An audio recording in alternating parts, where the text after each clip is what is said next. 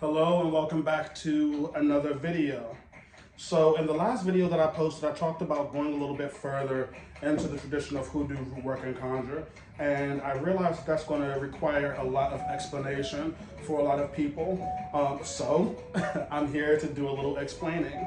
The people who authentically take on the title of hoodoo or the next step in their family are born with certain powers and certain gifts. One of those gifts are a natural connection with spirit, one that doesn't necessarily require the honing of meditation, trance to achieve things like possession. But when you're speaking about people who are new to the tradition, who are trying to find a space within it, these preliminary techniques of meditation, trance, to achieve larger things like spirit communication are really, really important to discuss. So what we're talking about is the clarity of mind, the ability to A, hear your ancestors, and B, hold the spirit of your ancestors, aka possession. Possession is not a scary thing. It's not like what you see in the movies. It really just is allowing that memory of your ancestors to take the front seat instead of the back seat. So in our day-to-day world, we have a lot of competing information. We have our responsibilities, we have our job, we may have school, we have our errands and our tasks to do around the house. All of those things are constantly competing with messages from spirit, with spiritual knowledge and understanding. So the spiritual world is a world that lies parallel to ours, another plane that exists in a more watery space, in a more airy space. We always have access to it because we are simultaneously physical beings and spiritual beings.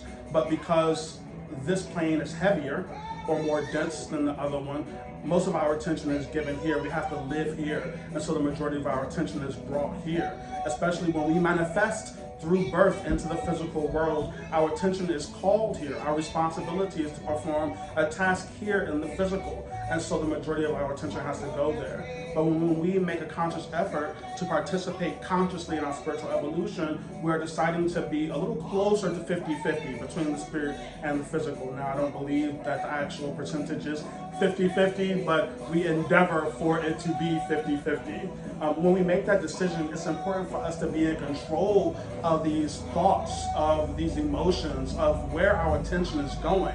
Meditation is a fantastic tool to accomplish that. People who are born into this tradition may not need meditation. They may have a natural spiritual gift that allows them to communicate with spirit without needing to hone that information. But for those who are new to the tradition, you're going to need to learn to control those thoughts. And even for those who are born with a gift, you can elevate that gift through meditation. A lot of people say that they can't meditate. Meditation is the task of creating a space for you to be quiet and to observe your thoughts. It's not a goal to be achieved as much as it is a state of mind that is to be enjoyed, to be honest with you. Over time, I think it's a very enjoyable experience to separate yourself from the noise of the physical world. From meditation, we talk about trance. Once you are in control of your thoughts and your emotions, you can begin to deepen that experience through movement, through dance, through song, through chants. And that's what you're hearing in all of these cultural settings, these chants, that with a skilled person who can control their thoughts, these chants, this repetitiveness of drums or chants can take someone even deeper. And from trance, which is more of an active meditation, more of an undulation. Instead of becoming aware of the spiritual pressure around you, you are dancing with that spiritual pressure. You are participating in that spiritual pressure. At some point when you are participating in this spiritual pressure, you can make agreements.